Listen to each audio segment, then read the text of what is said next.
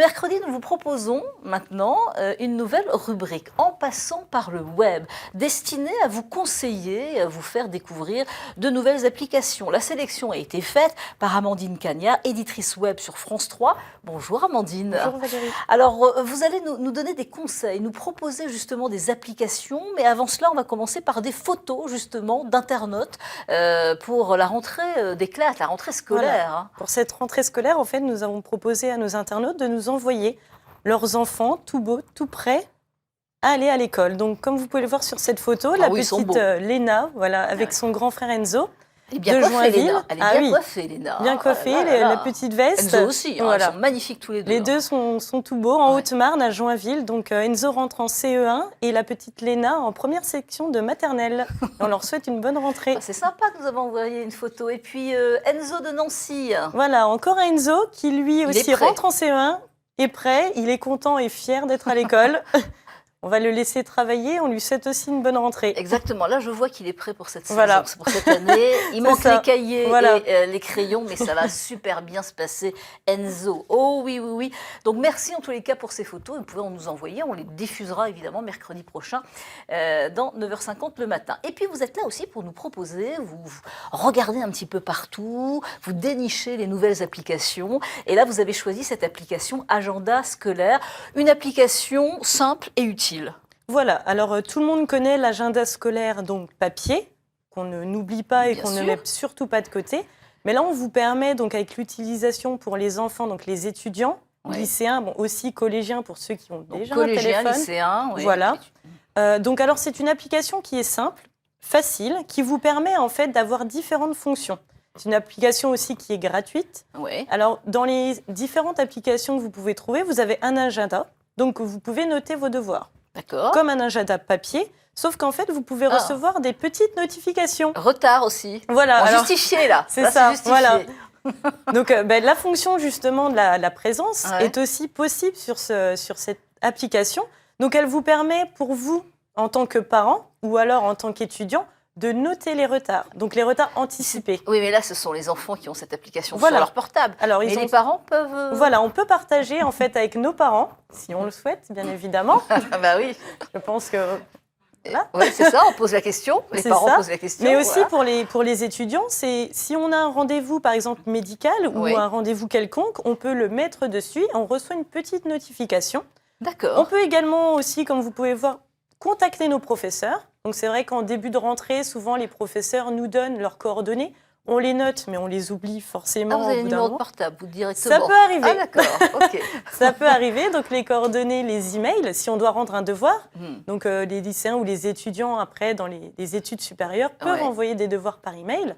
Vous avez également la possibilité donc, de mettre votre emploi du temps et vos rendez-vous personnels. Ça peut arriver un rendez-vous ou du sport, donc ça peut arriver aussi. Alors, il faut surtout savoir que ça ne remplace pas un agenda scolaire. Donc, il faut toujours avoir son agenda papier. Et comme on l'a vu avant, éviter aussi d'être tout le temps sur son téléphone, même si là, l'application nous permet de recevoir des notifications. C'est en dehors des cours. Voilà, c'est ça. Surtout ne pas l'allumer, le laisser en silencieux pendant les cours. Exactement. Et c'est gratuit, on l'a dit tout à l'heure. Oui, voilà, c'est gratuit. C'est l'application. Alors, agenda scolaire, vous retrouverez toutes les informations sur notre site internet. Et alors, cette application-là a reçu la plus grosse notation en fait, des avis internautes, car elle est très, très simple et personnalisable à souhait avec des couleurs, ce qui peut des fois un peu... rendre un peu joyeux les cours scolaires. Voilà, et on le répète, c'est donc gratuit, donc allez-y et découvrez cette application plutôt utile et plutôt facile à manipuler. Et puis, le conseil du jour sera comme ça chaque fois, vous nous proposerez une application, des photos, et puis le conseil du jour. Voilà, alors le conseil du jour aujourd'hui, ça va être de changer son mot de passe. Alors c'est quelque chose qui peut paraître très simple pour tout le monde, où on se dit oui, on change nos mots de passe, mais en fait, dans les études qui ont été faites, peu de personnes changent leur mot de passe ou alors rarement. Là, nous, ce qu'on vous conseille, c'est en fait de changer son mot de passe régulièrement. Donc... Mais bon, changer, c'est-à-dire que je ne vais pas mettre Valérie. Alors, non, alors voilà, quand on parlait Valérie, des animaux... 9h50. Ah, voilà. Non. Donc, il faut éviter tout ce qui est surnom. Les animaux, donc on a parlé des animaux de compagnie, évitez les noms de... Il faut connaître quand même le nom de compagnie, le nom de. Il y en a beaucoup qui connaissent, bon, voilà. Donc bon, les dates de naissance à oublier également. Alors on met quoi? Alors, faut s'en souvenir. Voilà, c'est surtout ça. Faut s'en souvenir, c'est ça. Donc ça, on peut le noter après. Vous pouvez noter dans un petit carnet que vous gardez précieusement dans votre bureau, d'accord, par exemple, ou avec vous, dans votre sac à main. Et ce qu'on nous conseille à l'heure d'aujourd'hui, c'est d'utiliser donc une suite de mots, comme une phrase, avec juste une majuscule en début de mot de passe et un point, ou alors un point d'exclamation, par exemple un caractère spécial en fin de phrase, donc une ponctuation, sans espace. Et oublier donc l'alternance. Avant, on nous disait de mettre par exemple le prénom de son chien avec une date de naissance. Le problème qu'on a trouvé, c'est que les pirates informatiques, en fait, arrivent dans des calculs spécifiques à retrouver justement nos mots de passe grâce à nos caractères spéciaux.